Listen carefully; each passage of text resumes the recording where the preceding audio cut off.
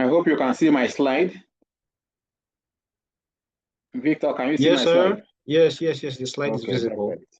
perfect. Briefing orientation. Yeah. Great. So we are all welcome to this briefing stroke orientation of new parents for the 2005/2006 academic session. The boys have actually started school, as we all know. They've actually started. They're not so fresh. And parents are even less fresh, because we started several months ago. We've done the family enrichment course, and here we are. So the purpose of this briefing really is to more or less take you through who we are as a school and what our processes are, so that you are able to navigate through the system. For instance, when you say an advisor, is it a guidance counselor? Is it a course advisor like you have in the universities? When we say TIC, my TIC, who exactly is he? So basically to put you, to bring you abreast with the Hill Range system, so to speak.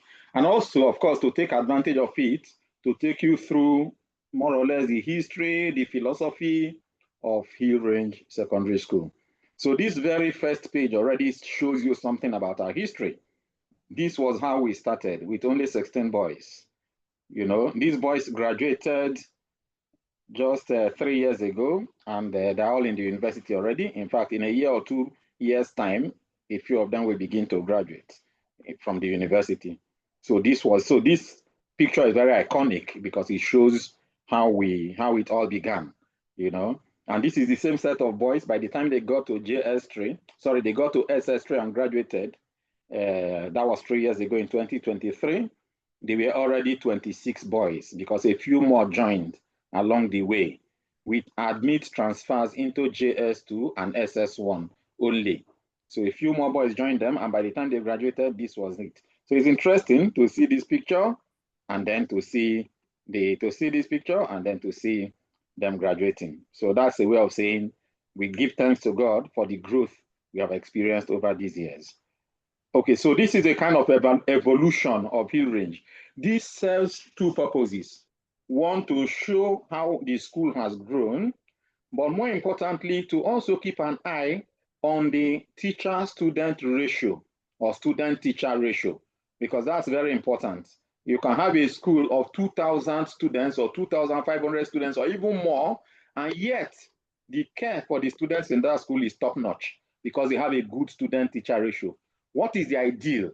The ideal is actually, according to literature, is 10-1.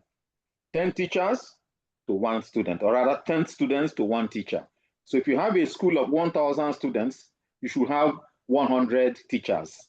And of course, you ensure that you don't have more than a certain minimum, or rather a certain maximum in a class. Of course, if you have 1,000 students, that will determine more or less how many students you have in every class. So you can see from this that we started with 3-1. Of course, naturally, when we had only 16 students, we had to have a certain minimum number of teachers, given the number of subjects that they had to do. So we had a ratio of 3 teachers to 1 student. By the following year, we had 8-1, and then very quickly it stabilized at 10-1, which is where we are right now. So you can see also how we started with 16 students, and right now we have about 430, 440 students with a new set of students that have just joined us with your boys. So that's more or less the history of Hill Range as far as the population growth, so to speak, is concerned. And then ownership. Who owns Hill Range School? I am the principal. I am not the owner. We have a management team, but we were hired by a board to run the school on a day-to-day basis. We don't own the school. The owner is a not-for-profit called Ekota Educational Foundation. I'm sure you know that very well. I'm sure you know many of the things I'm going to be talking about. It's a very long presentation, so I'm going to be going very fast over a few things. But at the end, you can ask me to go back. There is no problem. So the ownership is Ekota Educational Foundation, which also owns Roseville School. Roseville School for Girls. I'm sure a few of you have students in Roseville. And then, but before White Sands and Roseville were built in Enugu, White Sands School had existed in Lagos for nearly 20 years. So you can see the picture of White Sands there on the top left, and then the picture of Hill Range, and then Roseville students in their classroom. This was when they were still at their temporary site. And then, of course, we have our crest there to say that we are the ones presenting. Okay. Our school has a clear motto. Our motto is Latin ad sumum, meaning to the heights, to the heights. We want to aim very high, both in academics, in behavior, in everything, in every human endeavor. So it's a way of reminding us to keep striving. And the students know it, and sometimes they call your attention to it. If you are sloppy at your work, a boy may nudge you and remind you that we are supposed to be working at Sumum. So it's a good thing. And then, of course, we've also been taking through the educational philosophy of the school and the interview you went through before your boy finally got the admission, you know. And then the school anthem is very nice. In fact, we had a school anthem from the word go, and it's good. The core there is working very hard. That the school propels us to work hard. Our parents and our teachers working together as one. We want to work very hard. That's basically what the students affirm when they go through the school anthem. And interestingly, within these 2 days, they have learned that school anthem and can already sing it very well. You know, at this age, their brain works very well. You're not like old people like me, you know. Okay. So this is the philosophy of the vision of the school. It's always good to have a vision, to be aiming at something that is like an asymptote. In mathematics, you talk of an asymptote, 2 lines that continue to tend towards each other that are not quite parallel, but they never meet. They keep tending towards, but they never meet. That's an asymptote. So a good vision is an asymptote in the sense that you never meet it, and yet you are always striving for it. You have the hope that someday you will get there. Fantastic. And what is it for us? That we want to nurture future leaders of impeccable personal integrity, professional excellence, and enduring virtues. How do we go about that? With the help of dedicated workers and committed parents. We never tire of harping on this. If the school is good, it's because the parents and the teachers are doing their work. If the school is sloppy, it's because maybe one of the two is a bit wobbly, you know. So we have to continuously remind ourselves that it's a partnership between parents in the interest of the students. That's our vision. Okay, so we now look at the school itself. The team of educators, the so-called teachers that work with parents are categorized. There are different levels. We have a very clear structure, beginning with the subject teachers. Of course, you have the non-teaching staff, and they're very much part of it. But that's why we are talking of team of educators as such. So you have the subject teachers. Each subject has a teacher who is qualified, who was interviewed, who has been trained, and who is continuously being retrained to do that work. And he has a clear timetable. As a matter of fact, by today or tomorrow, I should send the timetable for this term to you directly for your son. He can also copy it himself, but it's good that you have a copy. It's good that you have a copy. And then we have among the subject teachers, some are appointed as TIC. That's a word you are going to be hearing a lot in Hill Range. The teacher in charge of class, TIC. He doesn't stay in the class, as happens in some primary schools, but usually he will have at least a subject. He handles a subject in that class, and he's also an advisor to some students in that class. But basically, he's like the principal of that class. Every child ends up in a classroom.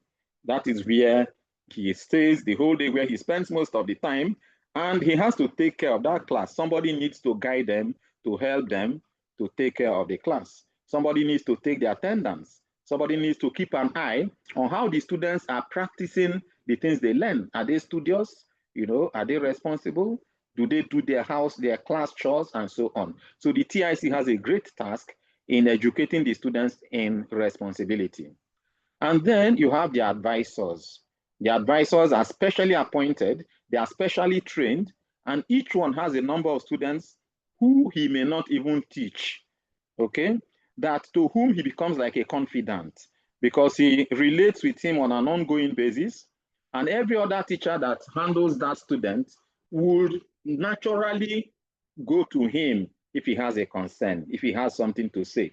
So invariably, the advisor gets well informed about how that student is doing. And then more importantly, once a term as a minimum, he has a meeting to discuss how that boy is developing, how he's faring, his progress in a word with the parents. So it's a meeting that holds at your convenience. You know, you agree with him, you make an appointment, and you say, let us meet at this time. And of course, naturally, it holds in the school.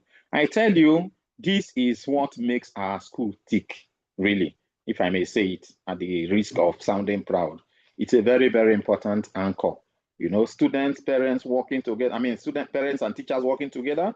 Where is the anchor? Who is the go-between, so to speak, between the teachers, the school, the body of staff, and the parents? It is the advisor.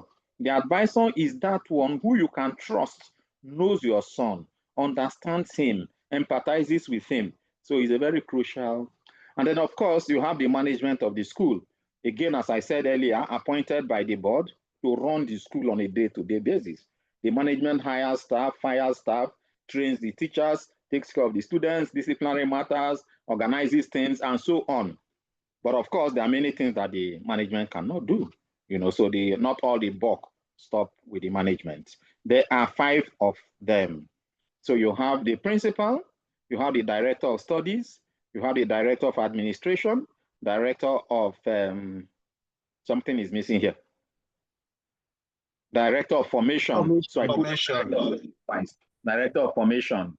And then you also have an ex-official member of the management in the person of Victor Moye, who specifically takes care of formation of parents. And he's also the secretary of management. You know, so you have this team of 5 people who meet continuously. We have to tease out so many things. We have to take decisions. We have to run the school. And then the board supervises us directly. You know, there's a lot of communication going on to ensure that the school is well run, basically. And then from the board, a team is appointed called the Executive Council of the board. So they directly supervise what the management of the school does. Okay, so that's the structure we follow. And then, so we now look a bit, take a quick look. I'm sure your son has told you, but it's good that you know what they went through during this 2-day orientation. It's a very, very, very crucial period. You see, the way you go along and even the way you end up has sometimes a lot to do with the way you started. So when a student comes to a new place and you take time to explain how and why things are done, when his head is still calm, he's not making noise yet. In fact, this is the period in life of the school that teachers really enjoy themselves because the students are so obedient, so noiseless, so well-dressed, so easily, they are so amenable, you know, to discipline and all of that. So before they start growing wings, this is the time. So this is the time to put in so many things. And you can see on this list, this long list, the content of the orientation that they just did. They were taken through how to conduct themselves in the dining hall. We offer lunch not because their parents cannot give them food, but you know, there is something about eating gracefully. There is a social skill that you cannot be taught theoretically. You have to practice it. How to eat, how to take care of people sitting close to you as you are eating, how to hold a normal conversation without shouting, without talking while you have food in your mouth, and so on. How to use your set, the cutlery set. So all of that is part of education that we don't want our students to miss out on. And then, of course, they did academic orientation. They were introduced to the various subjects they are going to do. Who are the teachers? Who is the teacher that teaches this? And the teacher himself, who handles that orientation, will tell them about how that subject works. And then also, why that subject in the first place. You know, that is where interest begins. When a boy sees that there's a strong connection between this subject and something he likes doing or something he would like to be in the future, that could have a way of waking up interest early on. And then, of course, we took them through the school rules, the rules for students, and then character formation and virtues of the month, then the chaplaincy of the school. The spiritual formation in Hill Ridge is entrusted to a Catholic institution called Opus Dei, and we have a Reverend Father who we call the chaplain. And there is the whole chaplaincy, that is the department of spiritual direction within the school. So that is also explained to them. If you are a Catholic and you want to go to confession, this is where you go, this is how you do it. If you are not a Catholic but you want to have a chat with the priest, fantastic, feel free. And then this is how it is done. If you want to attend Mass, this is how it is. Then what are the school prayers? Here they are, this is how to say it. That is also That was also introduced to them. They did a tour of the school. They visited all the places. Incidentally, I'm not in Enugu, but I have a camera. I have a camera of the school, the CCTV on my phone, so I can watch and follow up. On one of such occasions, I saw them visiting the school bed pen, the poultry that we have in the school, which is actually new. And they were so excited looking at it. I saw many of them, really jumping from out there, enjoying the 300 beds that we have there. They are growing. They are just 3 weeks plus, And then, of course, the advisory system, we know very well. Again, the boys have to buy into it. Advisory is not by force. Yeah? A boy is not forced to befriend with his adult friend. That is not. So it has to be something they understand, that this is for your good. This is to help you. And your advisor will also have a chat with your parents to discuss what he notices, what you tell him, how you are struggling, how he's helping you, so that the boy really is part of that system. Because if he doesn't accept it, if he doesn't think that it's useful, if he thinks it's a way of getting the parents to know what he does wrong in school, for example, because that's the typical thing that goes through their head, then he might just not make the best of it. In any case, so that was introduced to them. Then how to dress, care for personal things, personal property, mark your uniform, make sure you can identify your books. Once you get a book, write your name on it. This very simple thing can save a lot of wahala. If your name is not on your book and you drop it somewhere, you cannot even identify it, let alone any other person. So such details are explained to them. We are explained to them on this occasion. They also went to the ICT lab, which incidentally we had 2 before, but we are moving the 2 into a bigger hall. In fact, you can call it a multi-purpose, multimedia. Anyway, it's a very nice lab, with 70 computers. Not all the 70 are there yet, but it's going to be so. And then the disciplinary system of the school anthem, and then sports. They went to school in sports wear on the last day. Somebody is scratching something on my Victor. Can you remove all these things? Someone is scratching my. I need to be made a co-host to do that. Is that so? You can make me a co-host, yeah. I'll do that. Can I make you a co-host while I'm making a presentation? Anyway, please, whoever is doing this, can you just stop so that you don't mar my. Okay, so these are just a few pictures that were taken on that occasion. You can see them with Mr. Aneke, Chinonso Aneke, who is one of our 2 ICT teachers. And they are there in the hall, and you can also see them in their classrooms. Okay, so school uniform. We have different school uniforms, more or less. For junior school and also senior school, our formal wear is only used on Mondays normally. Of course, if the students have to go out on excursion or industrial visit, then they will have to be in their formal wear as well. Or on some special occasions, we will tell them anyway, or they will get to know themselves. But ordinarily, only on Mondays, they come to school formally dressed. And what does that mean? For the junior students, it means that they wear their long sleeve and their tie. Don't bother yourself about cramming this, because the boys know. They will know. They will know that on Monday, for instance, I'm sure they've been told during the orientation that on Monday they should come to school in their long sleeve shirts and tie. And that will happen every Monday. And by the way, if the first day of school happens to be on Tuesday or Wednesday or Thursday, then they will come in formal wear. So formal wear is on Monday or first day of school for the week. So if Monday happens to be a public holiday and the first day of school on that week is Tuesday, then on that Tuesday they come in their formal wear, but nothing rigid about it anyway. So basically that. Now for daily wear, for seniors, because we should have here the parents of the transfer students into JS2 and SS1. For senior students, they wear their blazer. In addition to their tie and long sleeve, they also don their blazer. That is their formal attire. Then daily wear, juniors wear their trousers, their short sleeve without tie. Then seniors wear their short sleeve with tie. Seniors wear tie every day. I pity them. They are like us. They are like teachers, strangling themselves with a tie. Okay, so they wear their tie every day. And then for sports wear, They come to school. Every student comes to school in sports fair on Monday. We were not doing this for a very long time. It was only 2 years ago that we began to do this, because getting students to bring their sports wear, change into their sports wear, back into their uniform was too difficult to manage. So we just said, just come in sports wear on Fridays.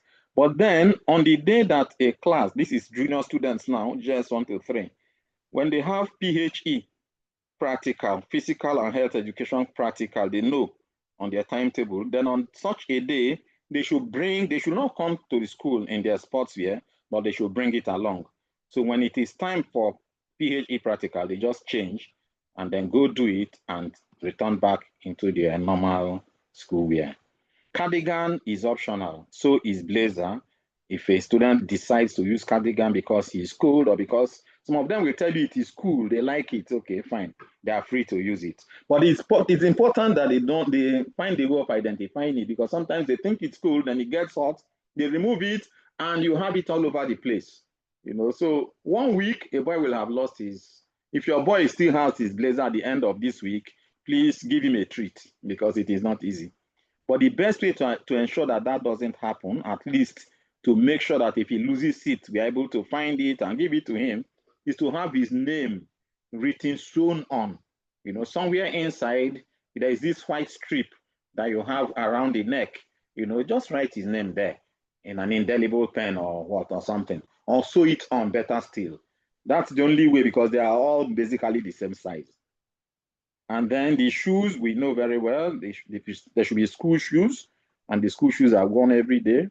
And then the belt and socks, personal hygiene. So all of those details are very important. And it's good to help them, because, they are gentlemen in the making.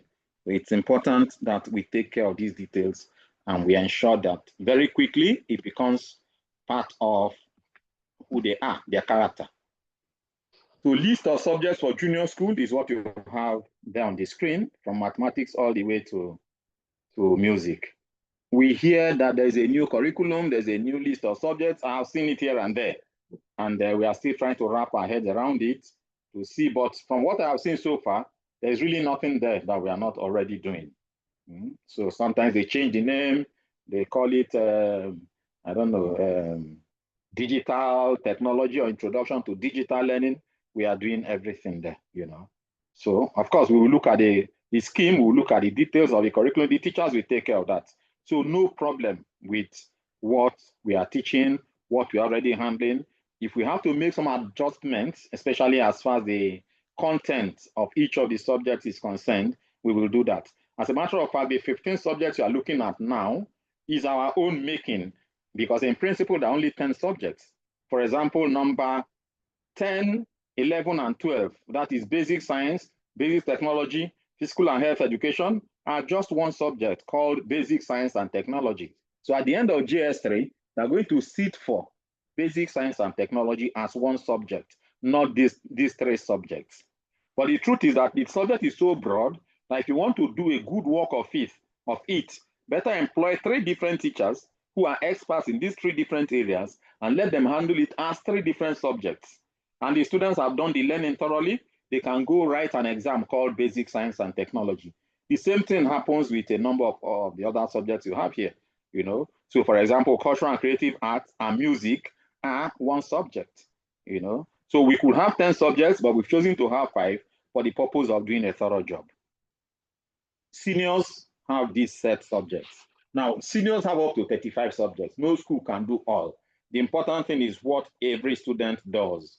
We try to help our students to do a minimum of 8, or better still. In fact, we are actually moving towards a situation where practically every student does 9 subjects at the senior certificate examination level. That is at the end of SS3. But otherwise, this is what you have.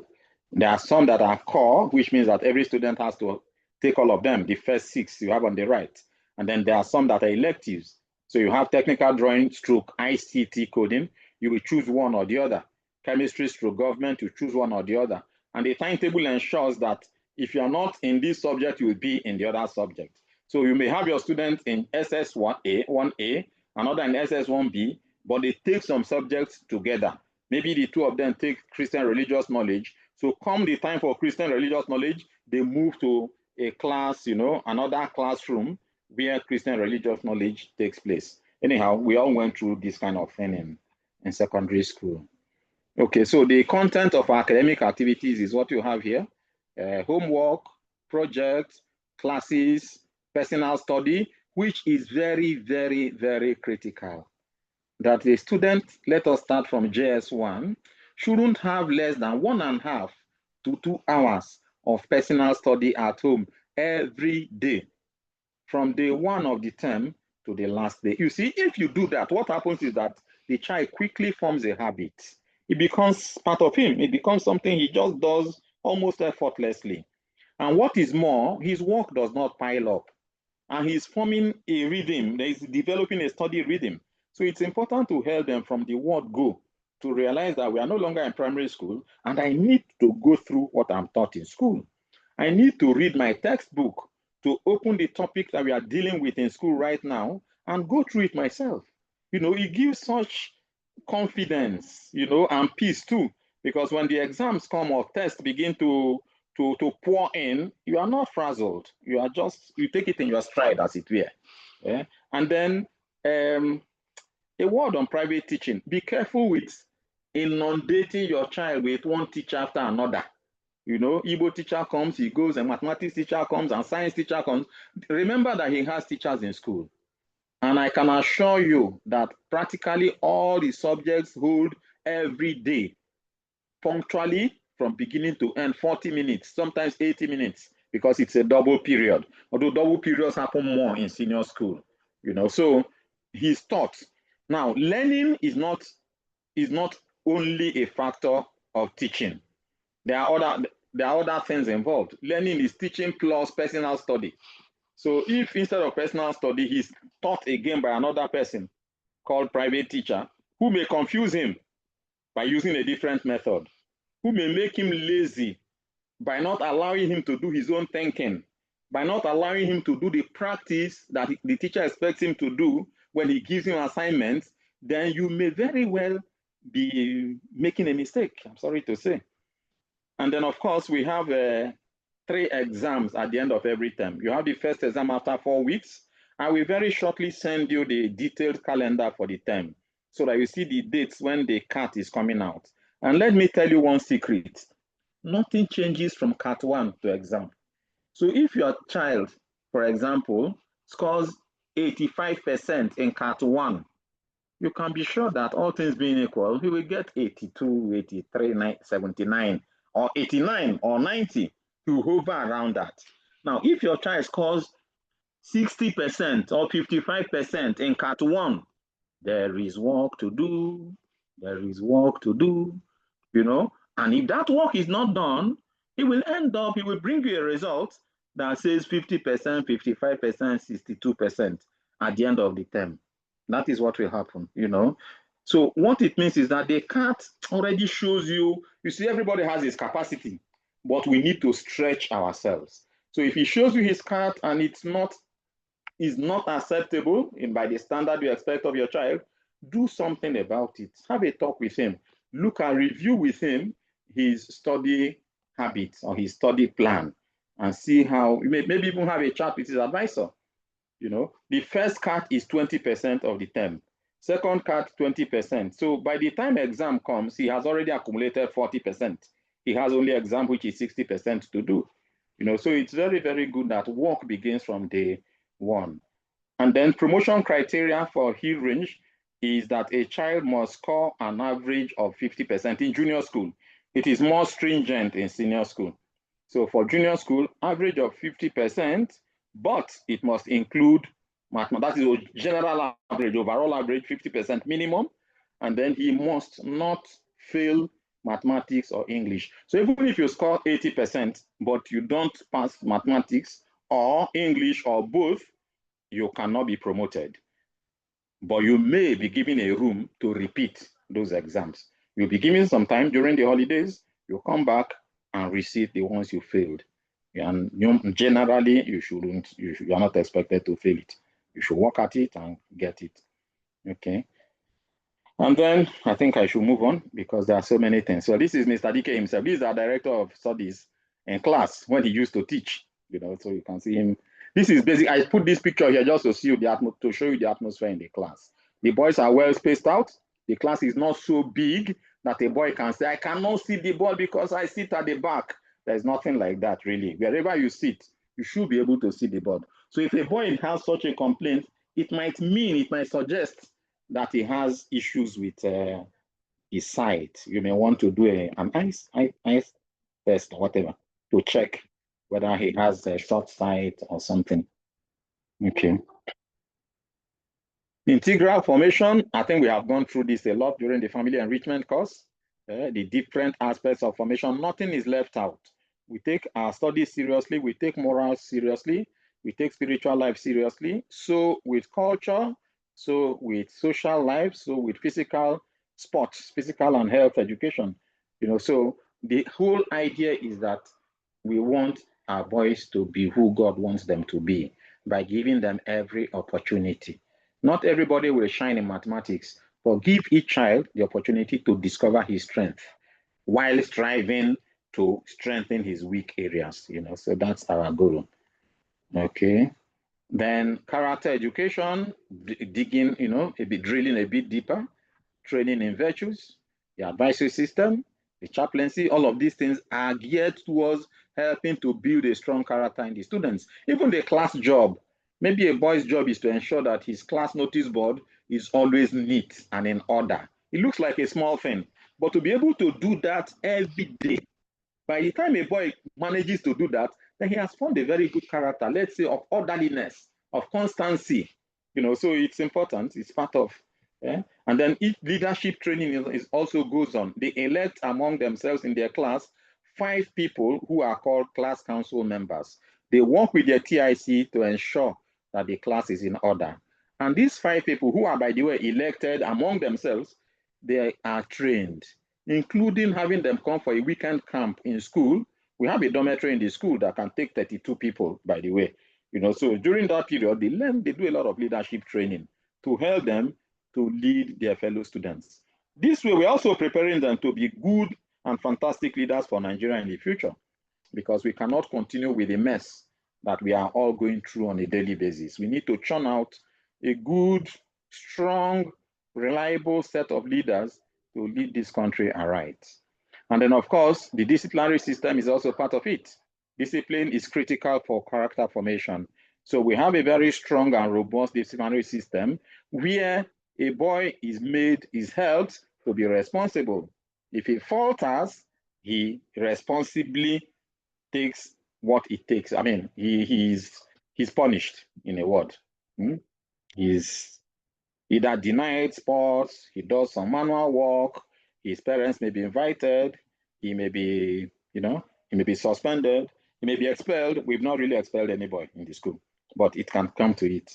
And then above all, they have to practice the virtues. We encourage them to practice the virtues. And we keep you informed about the virtues we are more or less harping on in school. That is the virtue for the month.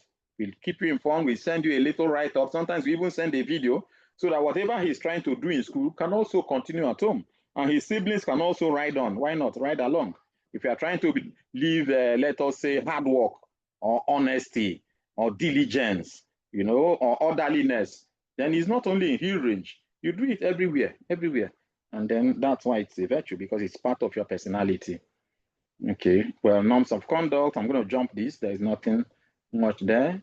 Parental involvement, yes, different. We keep saying parents and teachers or parents and school working together. So we have a kind of structure that facilitates parents' formation so that parents can also, we've already started it. We have the FEC, which is Family Enrichment Course, which most of you attended. As a matter of fact, I'm so proud that this set of parents has registered by far the highest number of participants in the family enrichment course, and the participation was top-notch. And quite a large number got the certificate at the end because they were able to do 4 out of 5, which was really very good, or 3 out of 5, I don't remember now. But so that is there. It's part of the help. It's part of the way of working together. How? By training ourselves and getting to hone our skills, our parenting skills, so to speak. Then we have the Parents First seminar, which is actually extended to every parent all over the world. Every month is a topic. So if you like the topic and you think it's something you want to look at, okay. And if you miss it, it's online. You can always dig it up again. We send you the link to the YouTube channel where it is deposited. And so far, we started it about 2 years ago, and it's been very, very good. It's been very, very good. So it is our own. It belongs to Hill Range parents, but we are trying to get other people to come along, to make the world a better place, a better place. That is the thing. Strengthening parents, supporting parents in their personal development and parenting skills as a way of making the world a better place. Think of it. If every parent is fantastic, every home is fantastic, the world would indeed be better. And then we have this rule of coordinating class parents. We are about to appoint for every class, GS1A, 1B, and 1C, a couple who will be called coordinating class parents for that class. So what do? They are like leaders among the parents, or let us say servants, because leadership is to serve. They work with the management of the school, and they run the WhatsApp group of the parents, and the concerns that are raised there can come directly to the school. As a matter of fact, if you have an issue, they can always be your first port of call. You can discuss it with them, and they can sort it out at that level. If not, they can also bring it up either to the principal or to any member of management that is really directly responsible for that aspect of for that concern. So that's something that has helped the school a lot. And then we have class meetings. Class meetings are meetings organized by the TIC and the coordinating class parents for all the parents of that class. It happens once every year. I think it happens in first term. So at some point, we are going to invite you, maybe first or second term, I'm not sure now, because there are different things that happen at different terms or in different terms.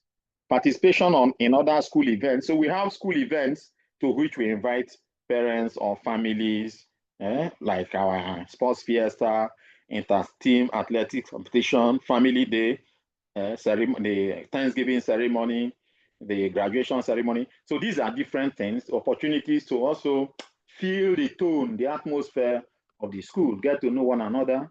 And a very interesting one that has been happening for a few, maybe 2-3 years now, a monthly sporting activity for fathers and sons, at which the fathers also have a chance, 15-20 minutes to gather around and discuss some kind of case study that we did during the family enrichment course that could directly concern parents in raising their sons. So it's a way of getting fathers and sons to bond. It's every third Saturday of the month. We'll always send reminders anyway.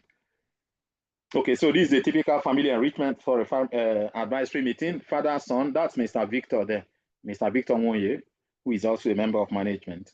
And these are Mr. and Mrs. Okonkwo. So once a term, two of you, it's always heavily advised that it be two of you. That discussion is much richer when you have daddy's input, mommy's input, because they're very different. And the advisor's input too. The advisor sees and knows the child from the school angle. Some children are different too. In school they are like this, at home they are like this. You start bringing these two things together, and it's so easy, or let's say it is now less difficult to see where to guide, where to strengthen, how to help the child to become better. This is a fantastic picture, very iconic, of the Family Enrichment Course 2026. I think that practically all of you were here on that day. We've not had anything close to this in the past. So I wish to make an enlarged photograph of it and put somewhere in an office or somewhere in the sitting room of the staff lounge, yes. Okay, so this is the parents' meeting some years ago of a class. You can see a parent making a point, and so this is just one class. Let us say 1A or 1B, and they all take place at the same time. So you are here or there. Lately, we've been trying to do it online, so we are trying to see which can yield more participation. Okay, so this is a typical picture of a family day a few years back. And then a parents forum. When we say parents forum, what we mean actually is parents coming to speak with the subject teachers to discuss their own child with the subject teacher. So on that day, you have an opportunity because the teachers are all spread out in a big hall or at the courtyard. So you have an opportunity to go around and meet. You don't have to see all of them. You may choose those teachers who handle the subjects that your child is struggling with, for example. Or you may want to see all of them. If you come early enough, you might be able to see all of them. Again, we advise that both parents come. It's always a good thing. But where that is not possible, there is no problem. Half bread, they say, is better than none, something like that. Yes. Okay, so this is a family seminar that we had some years back. And then this is a picture of the monthly sports activity for fathers and sons. Okay, this is how we communicate, different ways of communicating with our parents. We try to communicate. Sometimes maybe we overdo it. So I'm already apologizing in advance because we strongly believe that if you know everything, then there will be no surprises. And a life where you don't have surprises is a very, very blessed life. There are no surprises. So you have a chance to prepare for things. So we send you, and typically we use WhatsApp, the WhatsApp group of parents, and the broadcast that I send to parents, and you can respond to me directly. So it's like it's easy for me. Broadcast is so easy because I send the same message, and all of you get it. And if you have something to say, you can. In fact, it becomes like me chatting with you directly, which is very good. It's easy and no confusion. If we have a group that like we have had now, you see, one of the problems is that you cannot visit that group every day. So sometimes you go in there when something has long been discussed, and then you're a bit confused. You don't know what has been said and what hasn't been said because it is not personalized to you. So the idea of broadcast, I found it very useful, and for me, it's quite good. Okay, so we have a Facebook page. We have a website that is there in red, HillRain org.ng. Then we have a Facebook page. We have this Reasoning Boys Are Right on Facebook, Parents First, both on Facebook and YouTube, and all of that. So communication is very important. On a final note, please take advantage of everything that the school has to offer. Tell your child to launch out, to launch in. Rest assured that everything we do is for his good, even when we punish him, even when we send him home. I've had to send some boys home. I've had to ask the parents, please come and take this boy home. He's not ready for school. Why? Because he was asked either to cut his hair or not to wear a particular clothing item, and was told over and over again, and he kept on doing it. So at a point, sorry, stop at the gate, call the father, come and take him home. So it can be annoying, definitely, because there you are trying to sort out your things, and a call comes from school, your child is outside the school, come take him home. Not outside though, he's still within the school, but not in his classroom, maybe at the reception. But keep in mind that it is for his own good. In principle, please cooperate because it is for his own good. We try to treat the boys with a lot of respect, and they reciprocate. You see, that's what they see, and they try to emulate it. Never do for your son what he can do for himself, because that way, as we saw over and over again during the family enrichment course, he may miss a chance to become very responsible. So let him try first before you jump in. Before you jump in, let him try first. Get your boy interested in a hobby. It's not, don't let it not be only school. No, does he have other interests? Would he like to learn some musical instrument? Would he like to do some sports that the school does not even offer? Would he like to play the guitar? Would he like to whatever? So let him, what books does he read? What novels does he read? What comics does he read? So it's good to, that a boy's mind they have a lot of head. They have a lot of brain. Let him explore. That's a good advice. And he may find those things very, very handy in the future. Make out time for advisory meetings once a term at your convenience. It is very important. You will never, no parent comes to advisory meeting and goes back home dissatisfied. That I can assure you. You will always find it. You will see that there is a perspective that you hadn't considered before. A little perspective. Maybe have you noticed that this boy is a bit withdrawn? Maybe you don't dwell on it there, but later on you think about it and you observe and say, wow, that's something. So it's important to keep it in mind. And then fathers are very special. They have a special role in guiding the boys through adolescence. Mothers can do a lot, but fathers have a key role to play. I know fathers are very, very busy, but this is it. This is part of it. And God blesses you as you take care of this creature that He has so generously entrusted to you. So really pay attention to the virtue of the month, because it's a very concrete way of guiding the learning, the training in character. Like we have structured it, and it works. It works. Okay, so on a final note, this is my CV. My name is Sebastian Elohike. I'm from Delta. Igbo Delta. Ika is called Umunede. Okay, so I understand Igbo, but not exactly as it is spoken here. And then I'm the principal of Hill Range from 2016, even though the school started in 2017. So the year 2016, I was marketing the school, going around trying to let people know about Hill Range. Before that, I was at White Sands, which is the first project of Ikota Educational Foundation. I was vice principal for senior school for 14 years before coming to Hill Range. Before that, I had worked at a study center that caters to the needs of boys, of course, working closely with their parents. So all my work life, really, I have been working with boys and their parents, So I have a master's degree in educational administration from a university in Madrid, Spain. Before that, I had a postgraduate diploma in University of Lagos, and my first degree was in chemical engineering from University of Lagos as well. So that is me. I'm a member of Opus Dei, a numerary member of Opus Dei, which means that I'm celibate, I'm not married. I have given my life to God, and I'm very happy. That's me. So that's it. That's it. Thank you very much. I don't know if I've done it in 1 hour. That was my hope. No, perhaps I haven't. So if there are questions, please, comments. If I have to go back to the slide, I will. But in principle, I think I remember. Yes, there's a hand there. I have to unmute you because I have not managed to make somebody my. All right. Okay. Thank you very much. Thank you. Good evening. This is Jude, and I don't know whether I missed. Perhaps you said it, but maybe I may have missed it. But the virtues for the month, will parents also know what virtue the school has brought out for the month, so that they will also be part of living Definitely, that virtue, yes. and also inculcating it in the yes. program. Okay. We will tell you what the virtue is, and we will also send you a short write-up on it, what we are going to tell the boys, what we are going to be telling them, so that you can continue doing the same. Yes, we will. So the answer is yes, definitely. All right. Thank you very much. Thank you.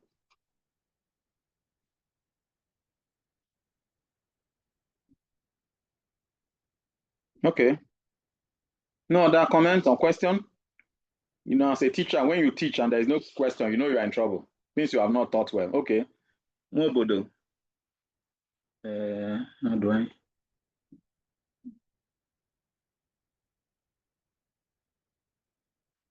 Victor, I have made you a co-host. Please, can you help me? Okay, all right. Thank you. Yes. All right, so let's see. Okay, Mrs. You have Mrs. Mobodo and Mrs. Arum or Mr. You can unmute yourself now. Mr. and Mrs. Mobodo. I've asked her to unmute. Ask them to unmute. Yes, you can unmute yourself. Okay. If you are, well, Mr. Alexandra and Onyinye, maybe they should. Yes, but they're still muted. They are still muted. Okay. Alexandra, yes, go ahead. Okay, good evening. Thank you very much for the lecture this evening. I so much enjoyed it, sir. Thank you. Thank you, sir. Mine is more of a concern. Because when I came to, the day we came to pick the uniform, I think they were doing some repairs on the chairs. So I was looking at the chair, considering that they will sit on it for quite a while. So I don't know whether maybe I'm being too much concerned, but you know, I was thinking maybe where they are supposed to sit, that is the one they are sitting on, should be something a bit softer. Maybe, I don't know, or because the chair is hard, too hard wood like that. yeah, that's what I'm looking at. Yes, because maybe they are young. I know they are young, but Yeah. you know, sitting on a hard surface for a long time, I don't know whether you've had such interestingly, I sometimes think so too, but no boy has ever complained though. Have you asked your son? Ask him when you get home today. I mean, ask him when he comes around. They don't seem to bother about it. They don't, Okay. in any case, we don't make them sit for too long at a stretch. If you look at their timetable, they have 2 subjects and a break, 2 subjects and a break. I think the highest number of subjects they take before a break is 3. So it's either 2 subjects a break or 3 subjects a break. So it's quite, but the truth is that none of them has complained, and we copied that chair exactly as it is from White Sands. So White Sands has used it for 25 years, has raised married men and very great people already. Okay. Yes, but ask him, just ask him, because sometimes one may just be taking some things for granted. Ask him, and if he says exactly. Thank you. All right. Okay. There's another hand up. Victor? Yes, Mr. Akubilo, you can unmute yourself. Okay. Hello, good evening. Good evening. I want to appreciate you, Principal, after taking time to listen to the things that you marshaled out. I believe that you have been doing a great job. I have one question to ask pertaining the uniform. So they wear long sleeve with tie on Monday. Yes. And I know that soon we're going to get into the heat period. Yes. And my son is someone who sweats a lot. Yes. And so I want to know what are the preparations? Are there adequate ventilation, like fans? Well, the classrooms have fans. We don't have ACs, but the classrooms have fans, and they have enough fans, 12 in every classroom. And they are allowed to loosen their tie when it gets hot. So they can loosen their tie a bit. They don't have to tighten it as they should all the time. So they're allowed. They're allowed. Yes. Yes. All right. Thank you very much. Thank you, sir.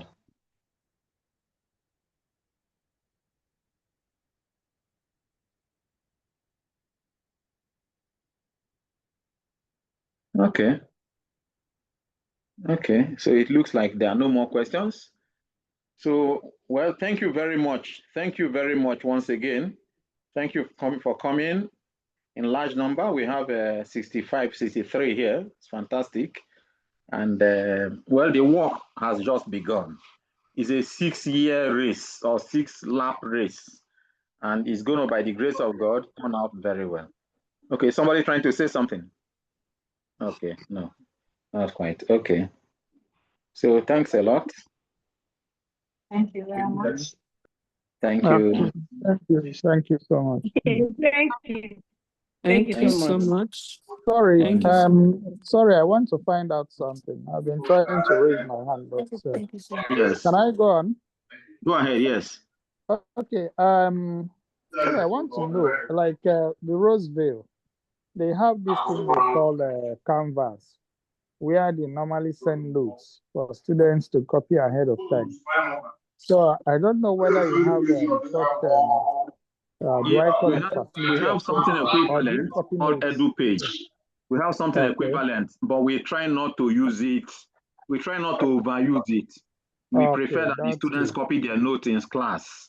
Now, if it happens not to be in school, then the parents can access the notes for him on EduPage. Oh, that's good. Okay.